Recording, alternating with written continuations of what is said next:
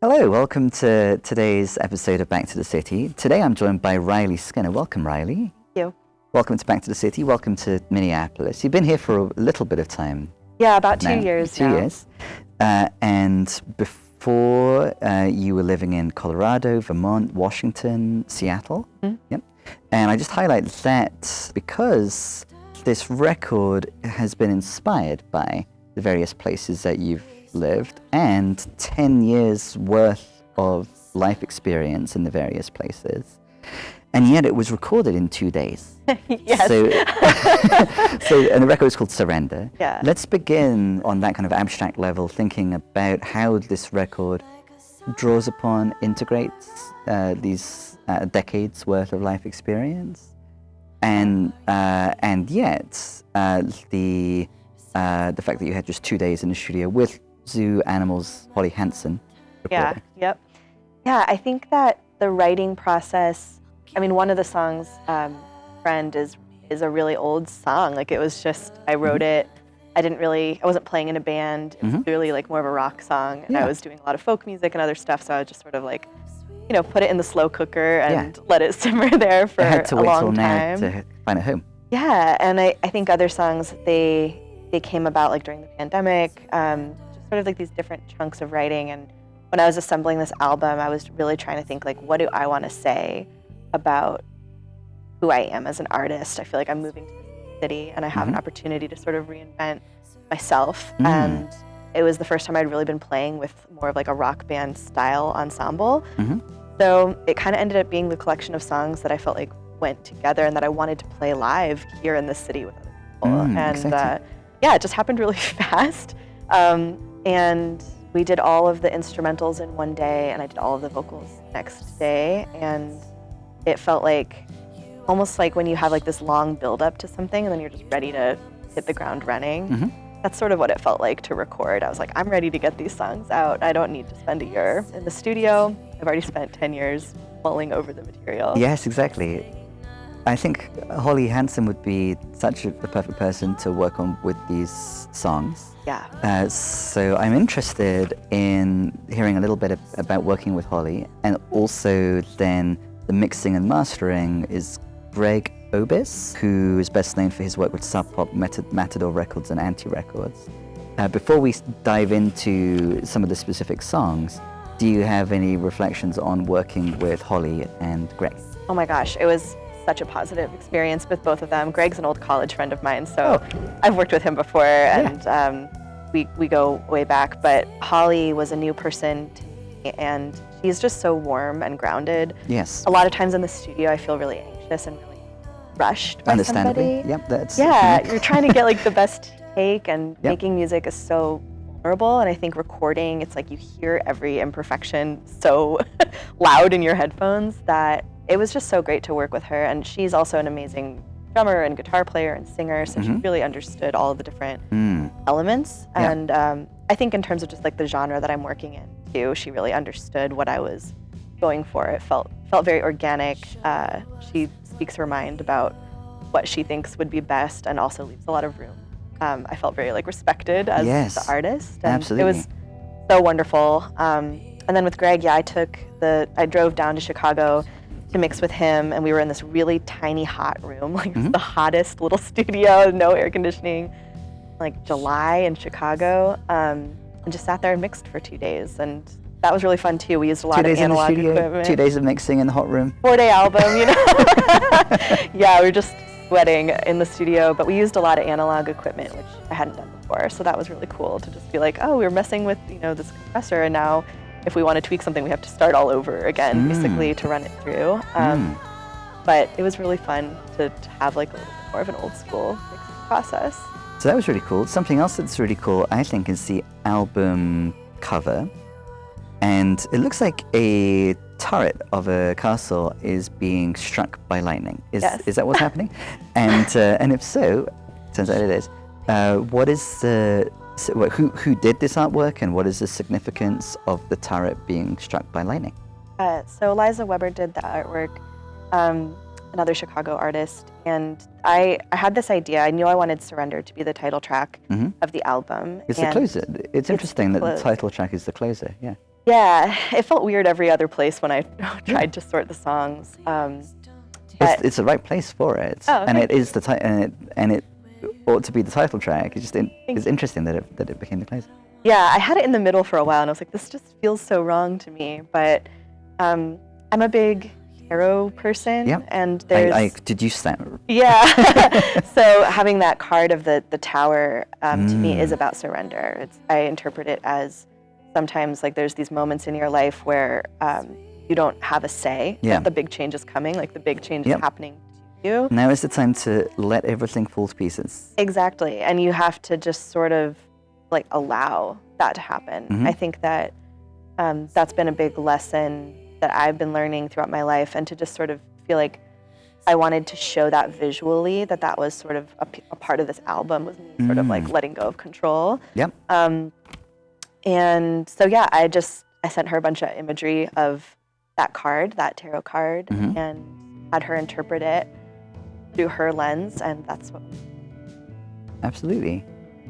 There's an author called Michael Beckwith, who I love what he has to say about surrender, and he draws a contrast between surrender through the metaphor of like the war paradigm, like surrendering on the field of battle, is kind of admitting defeat, and by contrast with that, he invites us to imagine, say, an apple tree surrendering fruit, and there's no notion of defeat there, but there is a kind of allowing. So yeah, I was interested in whether you had any reflections on these two different types of surrender as a starting point to think about the style of surrender, or what is meant by surrender as conveyed by the record. I definitely think of it as the latter in terms of how I'm interpreting it, as just like this moment of letting go or release. Yeah. And I think that so much of the time, like, we blame ourselves for the things that aren't going a certain way, or like there's so many big problems in the world.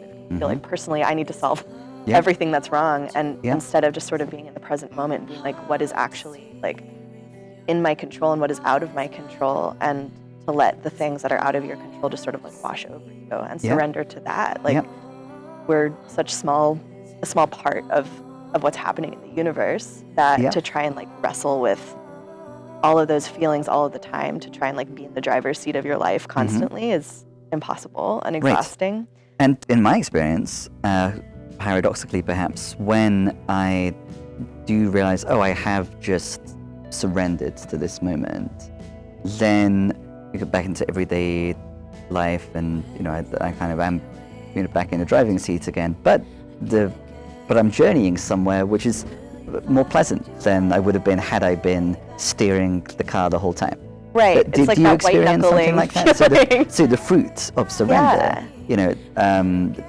then one is, you can imagine, like collaborating with the universe, but one needs to stop trying to run the show to have a better experience. It feels like a state of openness to me, and like receptivity. And I think that we're so like, speaking for myself, I feel so conditioned, like asserting myself all the time, or like you have to ask for what you want. Like I feel like that's like a very American cultural thing, to be like, I'm the boss of my life, and like go get them all the time. That is a very sometimes American it's nice thing. to just be like, okay, I'm just here, like I'm just the monkey and I'm here, and I just want to be open to what I'm experiencing. Have that. That's enough. And to participate and to experience. Yes. Yeah. So it's interesting that you were just referring to asking oneself, what do I want? What do I need? There is, right at the climax of the record, even in the song Surrender, this assertion of what I want or don't want. Please don't take me with you where you're going. I don't want to be the other person's sweet surrender. Is that? That song was really inspired by what I was seeing in the streets of Seattle, which was just like a really devastating opioid crisis. And like walking out and just being like surrounded by people who were dealing with addiction. And sort Stepping over needles in the opening lyric. Just like a really systemic addiction. And I always think that there's like sort of an arrogance to that any of us are very far Yeah. from crossing that line. Yeah, and of so course. that's what that lyric is referring to. It's like, Yeah. I don't want to be in that place, and I don't want you to be in that place either. Yeah. Maybe you were born to show us what we already know about God is a lyric that. So I caught the lyric about the needle in the needles on the ground in the opening lyric, and another author that's influenced me a lot is Stanislav Grof. Has written a book called, well, lots of interesting books, but one of them is called The Stormy Search for the South. And one of the chapters in that book is on addiction and drug addiction, and in relation to experience of God and surrender.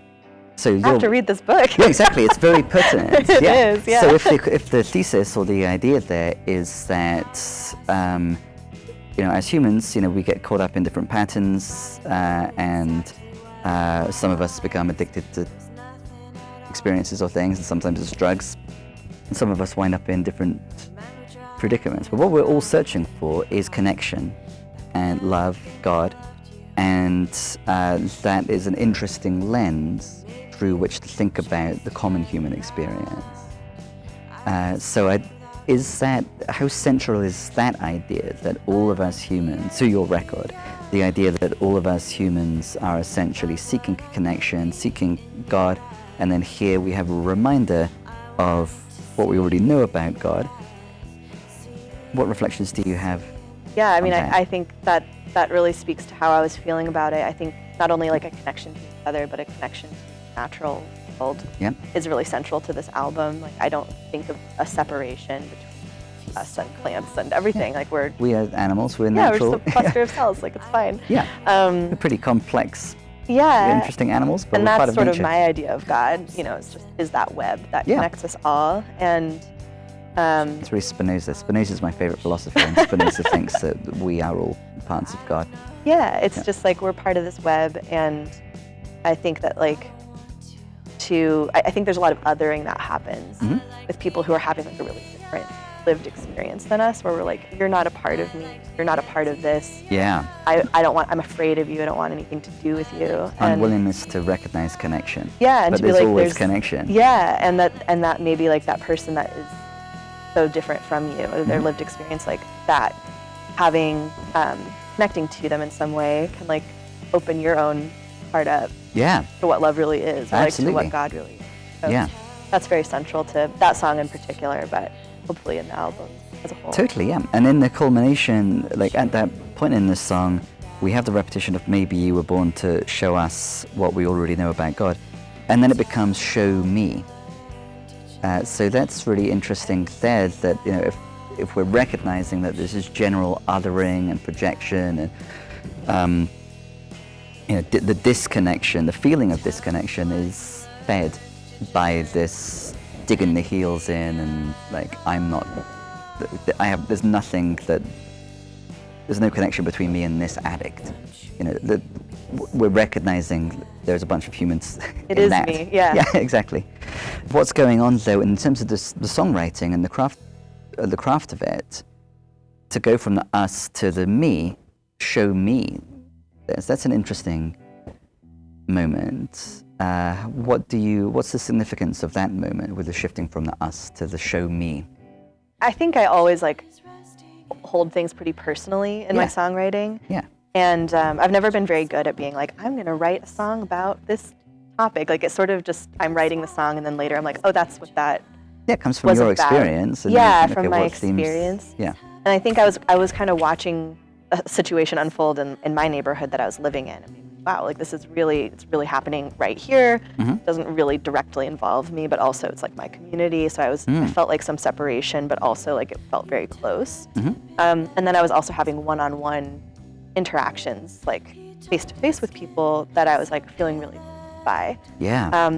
And so I was like, I feel like there's this contrast between like, what does this situation have to teach all of us as a society as a whole? And also like, what is this individual teaching about myself? and what it Absolutely. means to be human.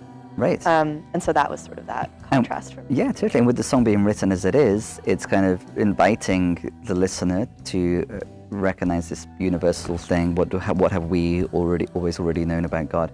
But then through that, then it pulls in and makes it personal. And it's unless it's grounded in the personal, then it's not, the universal thing isn't going to be experienced. Yeah. So a lot of interesting subtleties like that are happening in the first two tracks too, Dirty and Friend. And a connection with Dirty, you were saying about the idea of us being part of the natural world. All I know at the end of Dirty is I was made of mud from the riverbed of us, and then that leads up to I'm dirty. So you've already been talking about being part of nature and these songs kind of celebrating, acknowledging, reckoning with being part of nature. Dirty is a very fitting opening track. What is happening at the end of Dirty there, where you share all you know, and that gets encapsulated in I'm dirty? I think that Dirty really, to me, the crux of that song is like, I was writing about my experience being a queer person, and there's so much sort of like internalized homophobia, where I think you're like, I'm bad, like there's something wrong with me. We're told and shown that messaging is so prominent. Yeah, and so you're like, oh, there's something wrong with me. And then that line, like, I was made of mud from the riverbed of us, it's like, we are all, again, we're all like the same things, like the same things coming out of this earth. So, you know, it's not like one person's made good and one person's bad. Like, we're all just people, and there's nothing actually wrong. So I think that that's sort of the struggle in that song, is like feeling like, yeah, no, I really believe that, and then also being like, and I'm struggling with this, my human experience of feeling less than. So it's sort of like I really want that song to feel like an invitation for queer people to kind of come back to self-love and be like, I'm actually just a part of the natural world like everybody else, and there is nothing unnatural about me or who I choose to love. Absolutely. So that's sort of what that song. Yes. That reminds me that your partner plays on the record. Yeah, my wife is my drummer, which is really convenient because a good drummer is hard to find. You got to lock them down. Well locked down. Yes. That's a pro tip. Friend is the one that you were saying, is that the oldest song? Yeah. Yeah. And that's a really interesting one too, because what seems to be the chorus initially begins, I liked the idea of what I could be in your life. I wanted to see with your eyes, see what you see in me. Is that right? So there we liked the idea of seeing ourselves as the person that seems to love us, sees us. But then when that returns, it's just, I liked the idea. I liked the idea. That's such an interesting shift, I think, because whereas the full chorus, which therefore only happens once, like clarifies, okay, this is what I yearned for and what I was excited about. But then when it returns, it's just, I liked the idea, and there's the emphasis on the past tenseness of it. Yeah. This song is so silly to me because it's such a, like, I don't know, I wrote it about like a crush that I had, you know, a crush on a friend, and I was like, I thought we were in love. Clearly we weren't. That was not reciprocated, which is like, I feel like such a universal experience of being like, wow, I really thought we were gonna be in love with each other, and then like, But I think a lot of times, you know, when you're really young, it's really just like, I like how this person makes me feel about myself. Like that's the infatuation, and so by the time I wrote this song, I was so distant from the situation that I think I was able to have a little more fun with it and just be like, yeah, like it was in the past for me, even by the time I wrote this song. Yeah, I like the idea. Yeah. So there's a casualness about it. Yeah, exactly. But it's clever to, you know, be able to encapsulate, to weave that into the song. This is, I was saying before the interview that I wanted to, there was a moment I was trying to find, because Friend, the end of Friend is interesting to bring into conversation with, I think it's Keeper. So at the end of Friend, tell me what you learned. Did you learn anything at all from treating me so bad? And then in Keeper, I've made a lot of mistakes, but I'm learning. So there is this sense, okay, something that happens when we do surrender and we let go of the wheel, and then I was referring earlier to And then once we do have our hands on the wheel again, we're like, oh, I'm somewhere different than I was before. Yeah. Maybe I should, like, my experience of when I'm at the wheel is often, in my experience, enhanced by these moments of letting go. And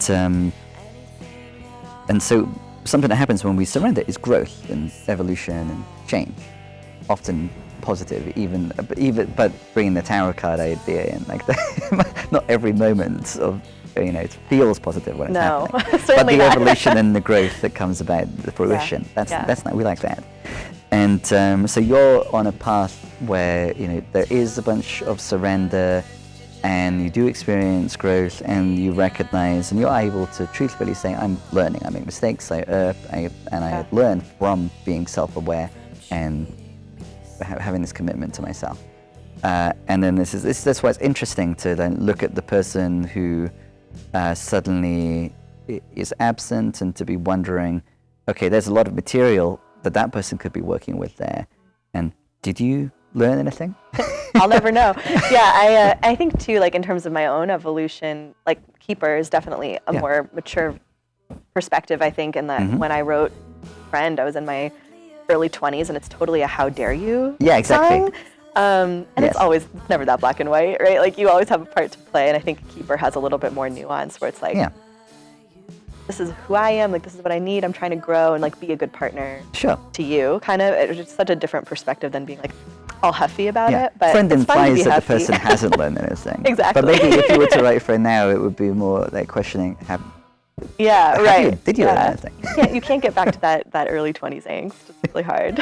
And it has, and that is celebrated and welcomed. I love that that's integrated, celebrated, welcomed onto the record, as opposed to being like, okay, I've grown beyond that, I'm a different person.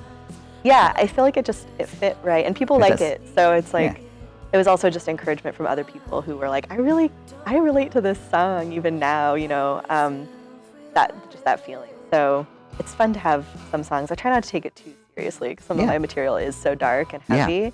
And then I try to like have some joy, have some fun, have some silliness too. Yeah, and there's obviously something serious and significant about integrating the joy and the playfulness. There's a serious message about that. The serious business of having fun. Exactly, totally, We were talking about othering and otherness before, and the othering where I project qualities that I don't want to accept in myself on someone else.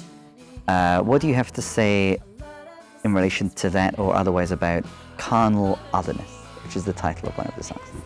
Carnal Otherness is really a song about the male gaze and how it can be a little bit much sometimes. That's a very nice way of putting it. Yeah, it's a little much. It was really thinking about like, what if I talked about women the way that men talk about women? And it's just like so extreme sometimes. Just like, they're people, you guys. Like, women are people. So some of the lines in there, like she's obsessed with me, like she's obsessed with carnal otherness, was just sort of tongue in cheek. Like, what if that's how I talked about the women I was attracted to, or the men I was attracted to? Like, it just...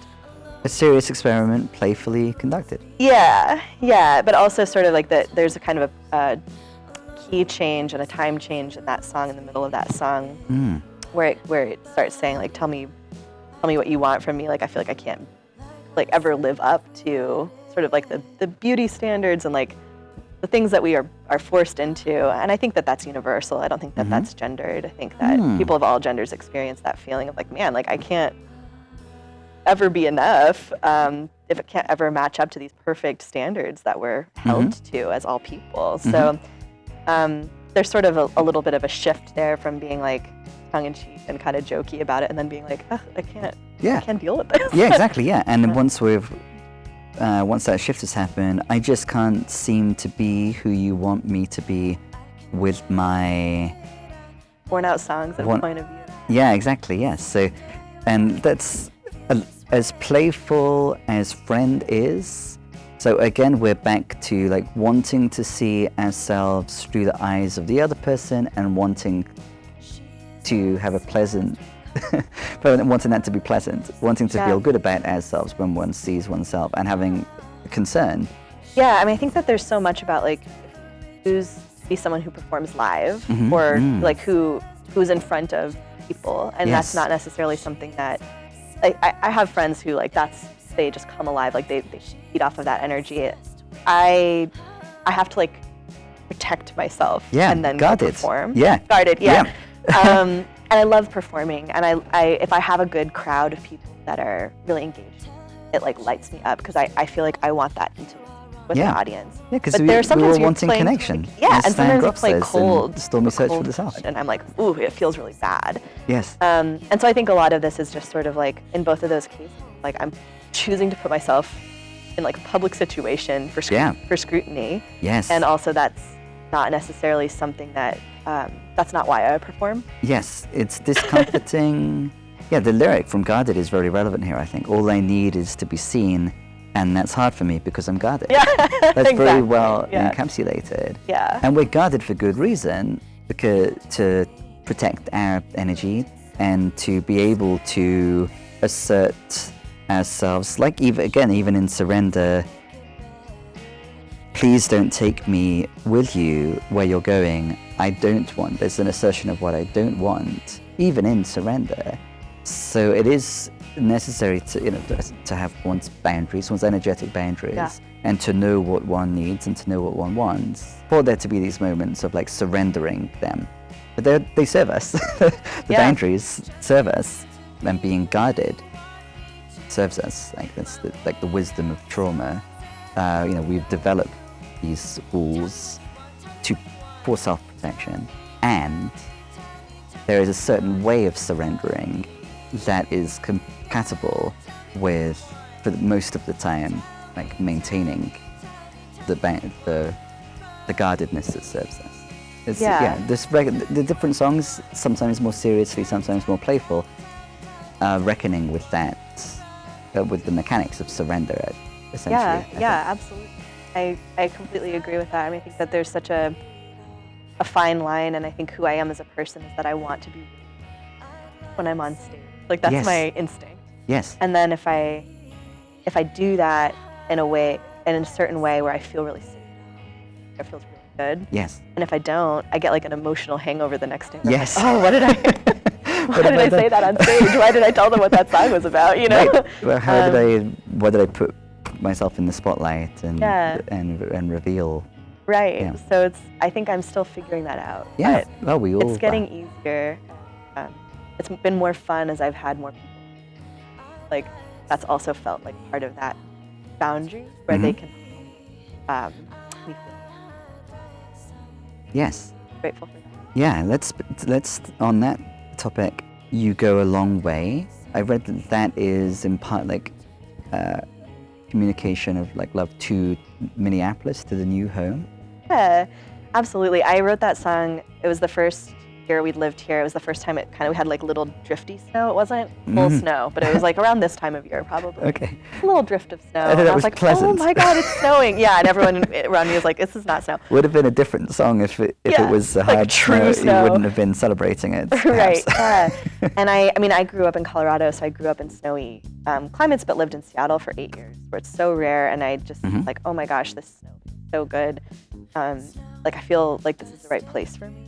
And I was just reflecting on all of these little interactions I'd had with like new friends that I'd made, or new coworkers, or like out at shows. The music community has been so warm and welcoming to me, which I didn't know what to expect. Like I didn't know anybody really there except for one person.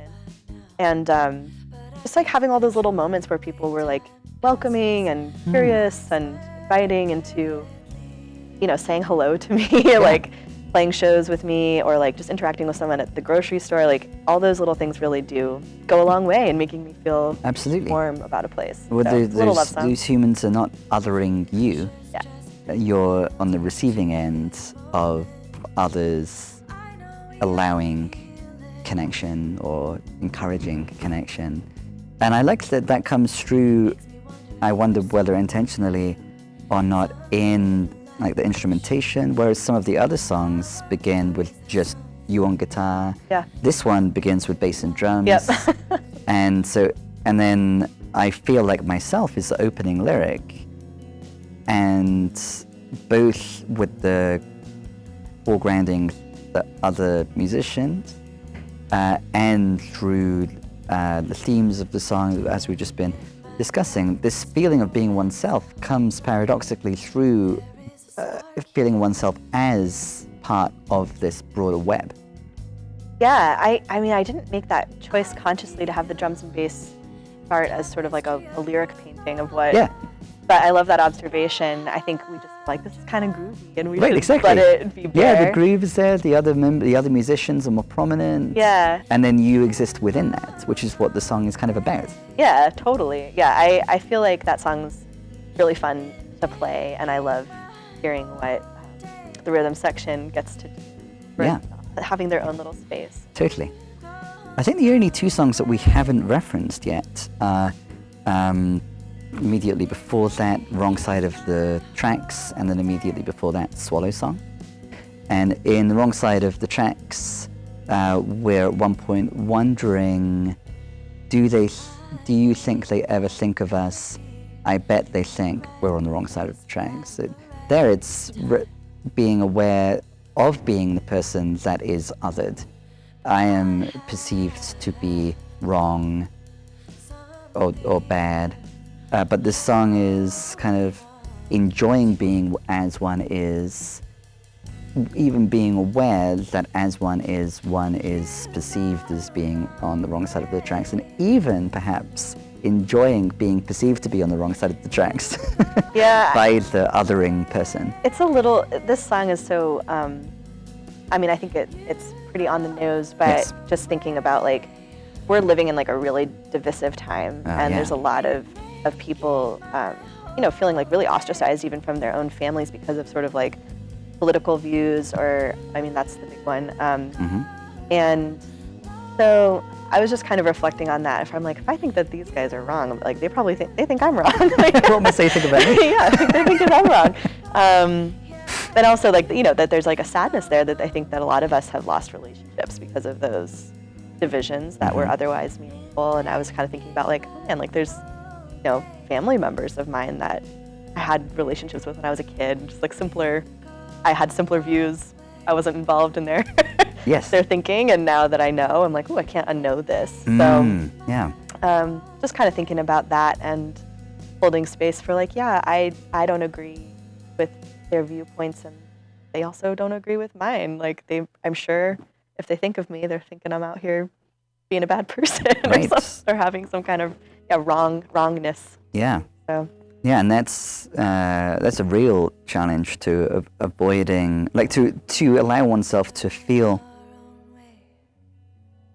even if one doesn't want the person in one's life, to return to the universal connection. Like, here's another human. There is a lot of connection. If it's someone that one felt close to before, and then they say and act and behave in these egregious ways, how does the surrender and the guardedness come into play in this kind of instance? Yeah, and I think in this song, like, I was really reflecting back on a time where I felt like I was able to share my full self and just be like, this is who I am, and I love you, and I'll be in the room, here with you. And it's up to you if you want to continue to relate to me, but I'm not going to, like, curate who I am as a person to sort of fit what's expected of me.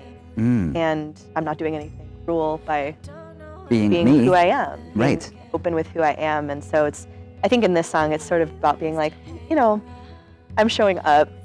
It's up to you. Like, do you want to have a loving relationship with me? Knowing who I am, can you accept me fully? Or is that a choice, like a line that you don't want to cross? But I'm here and I'm open.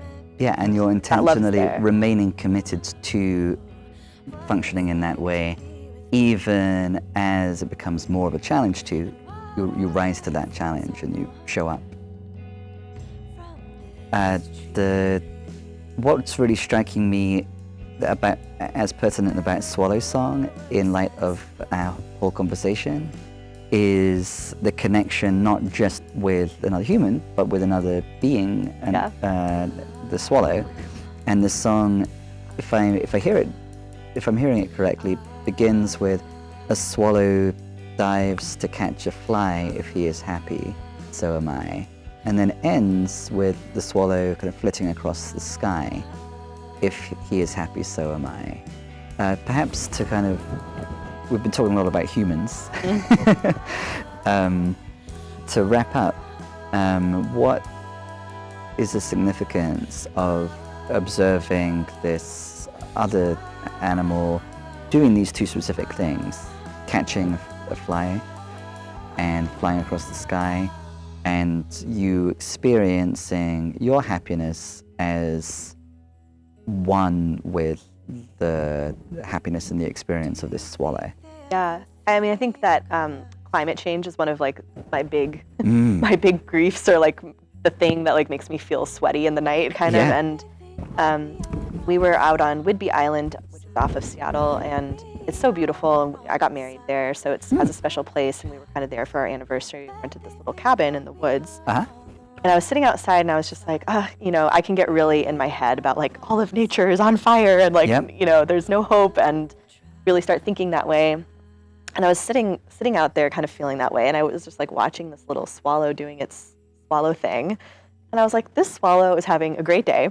It's like eating bugs, it's living its best life. And again, kind of coming back to that idea of surrender, I was like, I'm in a beautiful natural place right now, thinking, worrying about what's going to happen to this beautiful natural place down the line, instead of just like sitting and being present in this moment. Right. And the swallow breaks you out of it, and your ability to, with a sense of wonder, truly perceive the swallow. Yeah, because nature is like, it is just present.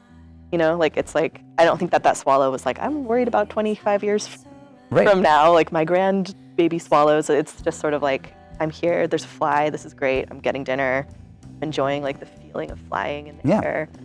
So I was just trying to kind of connect back to that place and be able to hold both, like that feeling of like, it's important to me to think about these things and worry about these things, and you have to enjoy your life and like sit and feel the breeze and be where you are.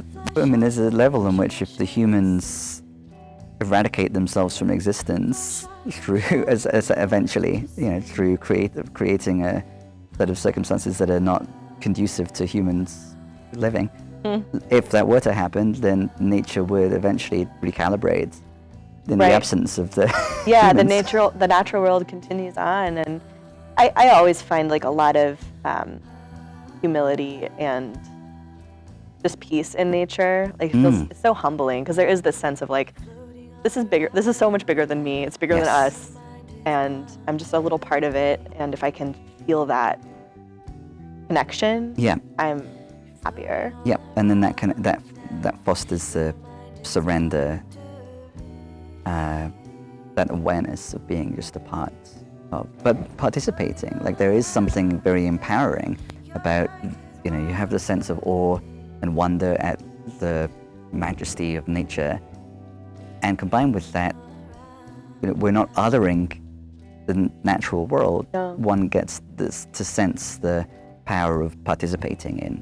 We are natural. You know, like we're part of that natural world, and I do think so often it's easy to feel really like, not only are we separate from it, but we're like stamping it out. And I do think that there's a lot of opportunities, just even like in day-to-day life, to just be outside and appreciate what's happening. And Minnesota is so great in that way. Just even the weather, like it's so extreme that I always feel very involved, you know, like I feel it, I feel how cold it is, or I feel the wind, or I feel like the heat, like the humidity, like that it makes you sweat, like just all these bodily experiences of being in nature here. Even though they're kind of intense, and I know that that's why, you know, only the tough, cool people live here, but if you're one of those tough, cool people, it's like there is a visceral experience of nature just in weather. It doesn't matter what building you live in, what street you're on, like you're experiencing it every day. And the more one allows oneself to intentionally experience that, we can shift out of the story where, you know, us humans are unnatural and stamping out nature to, no, my lived experience is part of it, participating. And so I love that this record steers us in that direction and encourages us to take our hands off the wheel as much as serves us, have these surrendering moments. The one sheet highlights that it is the most fully realized album to date from Riley Skinner and shows her surrendering to her authentic self, exploring her queer identity. So hopefully this conversation has helped kind of demonstrate, provide, ground that idea, because that is what the record is doing, I think. When is it released? Is there a release party? Yeah, so the release show is on November 9th at Hook and Ladder. I'm really excited about it. This is the most people I've played with on stage in a long time. So we've got backing singers, we've got pedal steel, we've got flute. We're ready to go, and including the drum and bass. And then Rebecca and Hema are opening the show. So it's a really intentionally eclectic bill. There'll be a little something for everybody. It's at 7 o'clock at Hook and Ladder on November 9th. And it's also Scorpio season birthday party. So there will be cake. It's going to be fun. It's going to be festive. And then the actual album will come out on the 10th, the day after. The day after. Excellent. And you'll be feeling good. Yeah, I'm so excited to have it out there in the world. I have so many more albums in me, and I'm just ready to get back into that process. And it kind of feels like, okay, let's get this one out. I've been really resisting the urge to start too many other 90,000 things. Totally. Just focus on this, and then I'm excited for what's next. And you'll be feeling good because it will have been in one of those shows where the connection is felt. Absolutely. I know it will be, and I think that we're doing a lot to kind of intentionally set that space and invite people in to be in community with us. Absolutely. It's not like I don't ever want it to feel like, there's these musicians and I'm down here. It's like we are going to create that energy Absolutely. together. So very intentionally. Yeah. So I look forward to joining you there on November 9th at the Hook and Ladder. Yeah.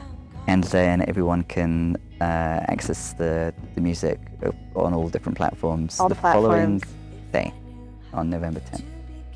Cool. Well, thank you very much for coming in and talking through the record with us. Thank you so much for having me. It's been wonderful talking with you. You're welcome. Thank you very much. This has been Back to the City. I'm Simon Calder, Riley Skinner. We will be back for another episode of Back to the City next Thursday at 10 p.m.